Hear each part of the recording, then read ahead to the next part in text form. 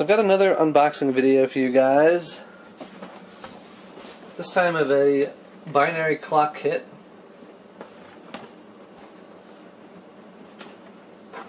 It's new old stock from the 1990s. It says copyright 1992 by EKI Inc.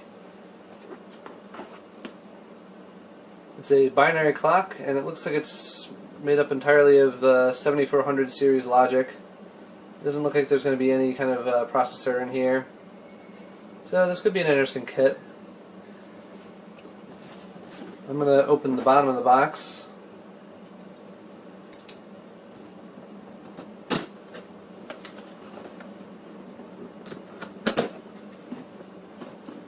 Who knows how many of these there are left in new old stock condition, but now there's one less.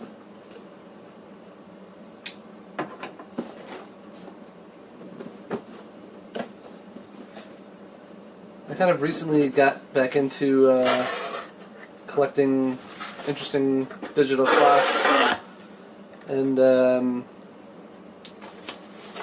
temptation to build this one is pretty strong. I was wondering if this thing would include an AC adapter, and I see that it does. This is a 1 amp at 9 volt AC adapter. Looks like everything's just kind of loose in the box. So here's the circuit board. This circuit board is substantially thicker than the circuit board on my other EKI kit. This one actually feels like it's a quality circuit board. And it's double-sided too.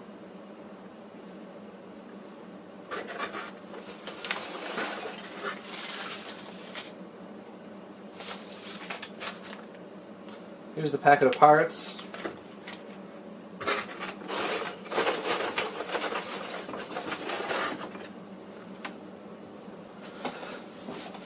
I had purchased two of these EKI kits, both of them new old stock from the same seller. Some of this one a while ago. The build quality of this one left a lot to be desired. It's got a super thin, cheap circuit board. The layout they use required you to add tons of jumper wires. And the worst problem of all with this clock is that they did not include the right chip. Instead of including the MM5314N that was supposed to be in the kit, they just included a random chip of the same size. So of course that's not going to work. Luckily I had a new old stock one to put in there. And this does work. This clock will get its own video at some point, most likely. So, let's take a look at the parts in here.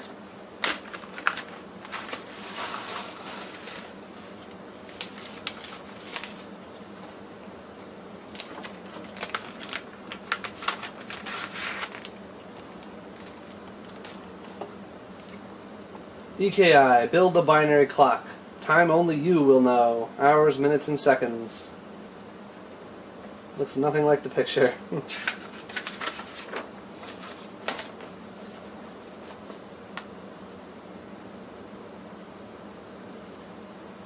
So like most of these other binary clocks, it outputs in binary coded decimal, which would normally be the intermediary between a clock chip and a display driver, like say a Nixie tube driver.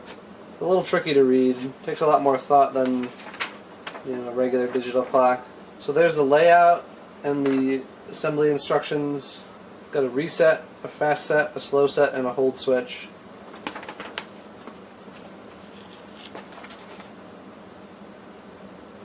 I was wrong about it being all 7400 series logic. It looks like they went with the CMOS logic chips instead. Hopefully they included all the right ones, because I don't have very many CMOS chips. Looks like that's all that's in the box. The reason I was a little quizzical about that is that this picture clearly shows a nice, lucite stand here to hold the clock, and I'm not seeing that in the box. I guess it doesn't explicitly mention that display stand here, so that's how they get away with it. I have a feeling this kit's going to have some headaches to it, just like the other one did. So that's headache number one, that it doesn't have a nice stand to mount it. I've already got to figure out what the heck I'm going to do with this one.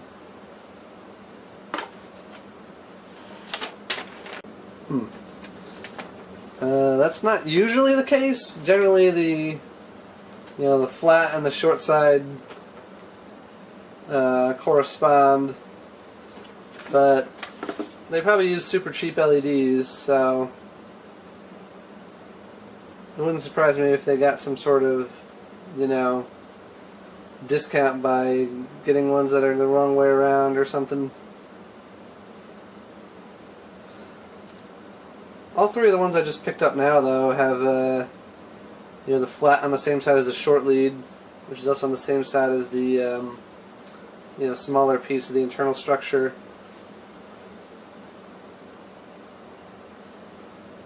So we'll see how this works. These are odd, though. This is not like the other binary clocks I've seen. I haven't seen any that use bidirectional LEDs like this. I thought this was just a pass transistor. It's actually an MC7805 voltage regulator. So this is a 3-terminal voltage regulator. Why they ended up having to use such a large one, I don't know. I think these are like 3 amps or so capacity.